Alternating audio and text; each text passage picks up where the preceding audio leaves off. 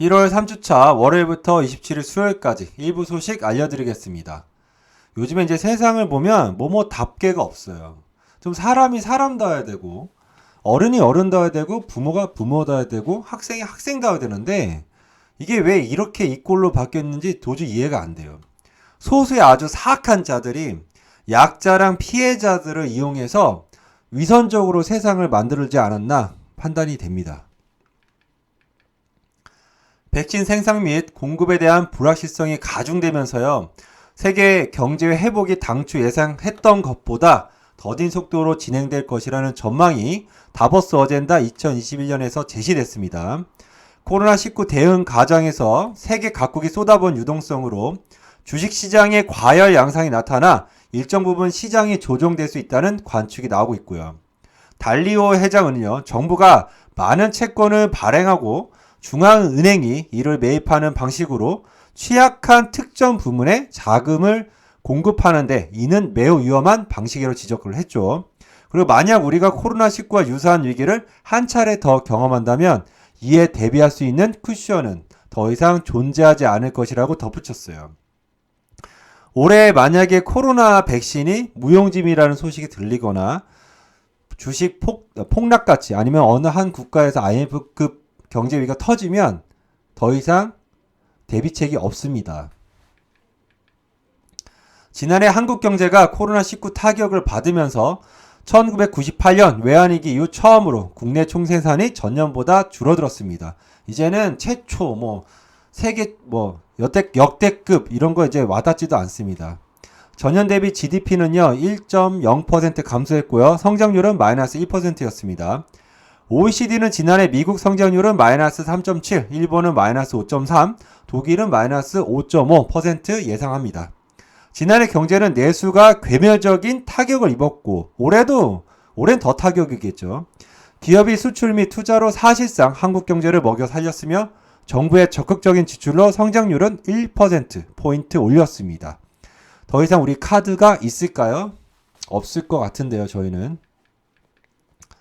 은행 대출 금리가 최근 상승세로 돌아섰습니다. 자, 보세요. 이제는 고신용자들한테 원금 상환 들어가죠? 그 다음에 대부분 대출 금리가 오를 겁니다. 그러니까 요번에 대출한 사람들, 그리고 빚 많은 사람들 곡소리 나게 생겼어요. 앞으로 점점 더. 최근 채권 시장에서 국채 금리가 상승세를 보이는 등 실세 금리가 오르자 은행들이 빠르게 대출 금리를 올리고 있습니다. 이에 금리가 오르면 그 충격이 클 것으로 예상되죠. 신한은행 주택담보대출 금리는 0.04포인트, 그리고 전세자금 대출 금리는 0.13%포인트를 상승시켰어요. 계속 상승시킬 것 같습니다. 예상이. 5대 은행 신용대출 금리는 한 달 전 대비 평균 금리 2.75에서 3.55%로 상승했고요. 지난해 11월 기준 은행 가계대출 가운데 변동금리 비중은 68.9%, 즉 가계대출 가운데 70% 정도는 금리 상승 위험에 노출되어 있습니다. 우리 대부분 금리 상승 위험에 노출되어 있다는 거예요. 빨리 빚 갚아야 됩니다. 정부의 자영업 손실 보상할 윤곽을 보면요. 이것도 계륵 같습니다. 이 정책을 하는 순간요. 과세 자료가 없는 월 매출 400만원 이하 업소에 대해 정액 보상하는 방안을, 그리고 월 매출 400만원 초과 사업장에 대해서는 매출 및 피해액에 비례 보상하는 방안을 검토해요. 정부 소유 카지노 리조트 입점 소상공인에게는 최대 100% 감면, 그러니까 상공인과 자영업자의 올해 1월분 보험료부터 고용보험 및 산업재해보험료 연체금 상한선을 9%에서 5% 이하에 시행한다고 밝혔고요. 하지만 다른 정부 관계자는 뭐라고 했냐?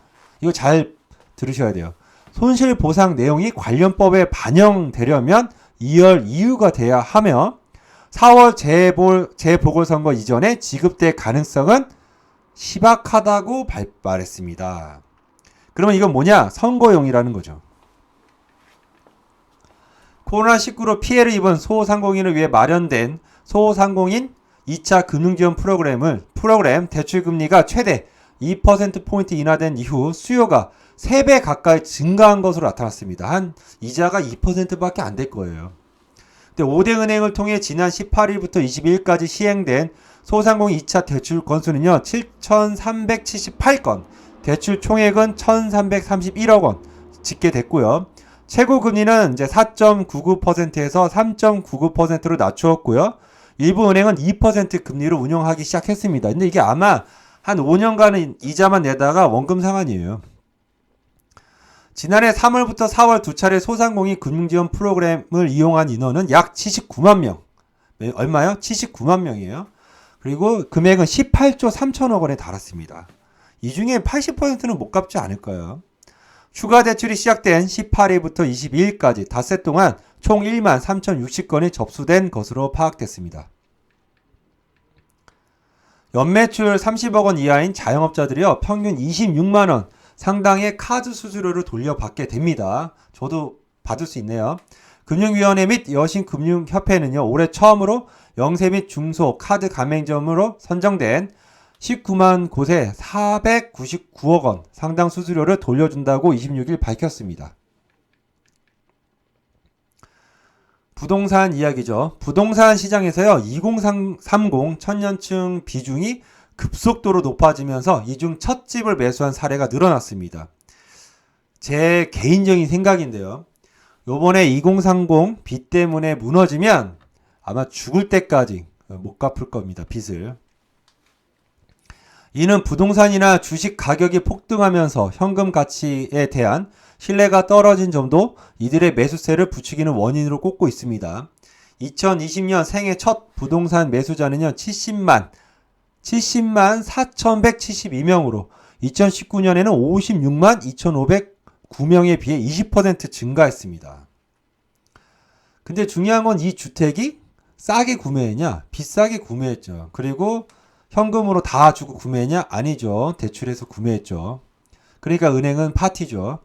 연령별로 보면 30대가 2019년 21만 1,391명에서 2020년 26만 5,073명으로 25.4% 증가했습니다. 전체 생애 첫 주택 매수자 중에 60.8%가 2030 세대였어요. 2030 비중이 늘면서 쏠림 현상이 발생할 가능성이 더욱 커졌죠. 즉 입지의 양극화 현상이요. 2030이 아파트를 사면서도요, 또 허접한 건 또 안 사요. 또 비싼 거 입지 좋은 데 골라 사는 거죠. 그만큼 빚을 많이 졌겠다는 얘기죠. 실제로 지난해 서울자치구청 30대 매입 비중이 가장 높은 곳은 어디야? 성동구예요. 46.3%였습니다. 성동구가 30대가 많이 사는 것 같습니다. 지난해 주택 매매 거래가 사상 최대치를 기록하면서요, 토지 거래량도 가만히 있을 수 없죠. 역대 최고치를 갈아치운 것으로 나타났습니다. 26일 국토교통부와 한국부동산원에 따르면 지난해 거래된 토지는 350만 6,113필지로 2006년 관련 통계 작성 이래 새롭지도 않죠. 최대치를 기록한 것으로 집계됐습니다. 세종시는 1년간 땅값이 10.6% 오르며 전국에서 가장 높은 집가 상승률을 보였습니다. 이유가 아마 정부 수도 옮긴다는 그 소문 때문에 그랬나 봐요. 서울에서 매매 가격이 9억 원 넘는 고가 아파트 비중이 절반을 넘어섰습니다. 양도세 낼 사람 많겠네요. 15일 기준 서울 127만 7천 가구 중 51.9%가 9억 원 넘는 것으로 기록했습니다. 이렇게 9억 원을 넘게 해야지 세금을 잘 걷죠. 세금을 높게 걷죠. 은행은 고가의 대출을 해줄 수 있고요. 2019년도 전문대학교 취업률이요, 전년보다 0.2%포인트 낮아진 70.9%를 기록했습니다. 대학교의 2019년 취업률은요, 63.3%로 전년 대비 0.9%포인트 감소한 것에 반해 전문대는 여전히 70%대 취업률을 유지했습니다. 근데 그 취업한 곳이 양지를 봐야 되겠죠. 전년 대비 취업률 상승폭이 가장 높은 학교는요, 전주 비번대인데요. 전주 비번대라고 있나봐요. 2.2%포인트 상승한 78.2%를 기록했습니다. 그러니까 졸업자 중에 1362명 중에 909명이 취업했다고 합니다. 최근 정부가 공공기관과 공기업을 대상으로 직원 승진 자격에 군 복무 기간을 반영하는 규정을 모두 없애라고 지시했습니다. 병역 의무가 없는 여성이 구조적으로 승진해서 불이익을 받는 불합리한 관행을 뿌리 뽑겠다는 의도지만 역차별이라는 반론도 만만치 않아 잡음이 예상됩니다. 남자 여자 가르는 순간 문제가 되는 거예요. 남자의 역할이 있고 여자의 역할이 따로 있는 거잖아요. 저는 여기에 대해서 제 의견은 뭐냐면 역차별이죠. 개인적으로. 그러면 남자는 군대 가게 하고요. 저는 젊은 여성들은요. 요양원이나 어린이집 보내서 2년간 복무시켰으면 좋겠어요. 젊은 여자들이요. 노인들 공경하고 노인들 병치를 한번 해보고요. 아니면 아이들을 좀 다뤄서 엄마로서의 준비를 좀 시켜야 되지 않을까. 아내로서의 준비를. 남자들은 병원 가서 더 빡세게 훈련시키고요. 지금처럼 안전하면서 대충 군복무 시키지 말고요. 그래서 저도 그런 제도가 있었으면 좋겠습니다. 그러면 역차별이 아니잖아요. 동등하죠. 개인회생 신청인들의 생계비를 현실적으로 책정하기 위한 위원회가 생긴답니다. 생계비는 회생 신청인들의 한 달에 변제해야 할 금액을 사실상 결정하는 요소인데요. 대법원 사법 통계에 따르면 지난 한 해 법원의 개인회생 사건은 총 86,551건 접수됐습니다. 2019년 기록한 92,587건에 비해서 소폭 줄었지만 여전히 5만 건 수준의 개인 파산에 비해 훨씬 많은 사건이 접수되고 있습니다. 생계비를 신청해 주는 거는 뭐 좋다 이거예요. 근데 저는 이런 걸 보면서 야, 우리나라는 돈이 엄청나게 많은 나라구나 다시 한번 느끼고 있어요. 현 정부는 미래 세대의 돈을 뺏어서 지금 우리들에게 퍼주고 있는 것 같습니다. 가장 잔인한 방법이죠. 정부가 비혼 및 동거 가정도 가족으로 인정하는 방안을 추진한다고 합니다. 의료, 장례 등 생활 영역에서 혼인 및 혈연으로 이뤄진 가족 중심의 관행과 문화로 겪게 되는 불편 사례를 발굴해 개선한다는 것이 목표죠. 또 정부는 자녀의 성을 정할 때 부성 우선 원칙을 적용하지 않고요. 부모가 협의하는 방식으로 관련 법과 제도를 변경하기로 했습니다. 가정폭력 범죄와 관련해 피해자의 요구가 있어야만 처벌할 수 있었던 반의사 불벌 제도요 폐지하기로 했고요. 또 가정폭력 가해자가 상담을 받는 조건으로 기소유예 처분을 받는 제도를 개선한다고 합니다. 이제 아버지 성 못 따는 거 아니에요? 정부가 질병이나 부상 치료를 위해 쉬면서 소득이 줄어들 경우 보상해주는 상병수당을 도입을 공식 추진합니다. 저는 상병수당에서 군대에 있는 상병들 돈 주나 이렇게 생각했거든요. 상병수당은요 뭐냐면 업무의 질병, 부상으로 일을 쉬게 될 경우 발생하는 소득 손실을 건강보험 등으로 지원하는 제도예요. 이 건강보험료 또 오르겠네요. 또 현재 OECD 36개 중 한국과 미국만 상병수단을 도입하지 않고 있다고 합니다.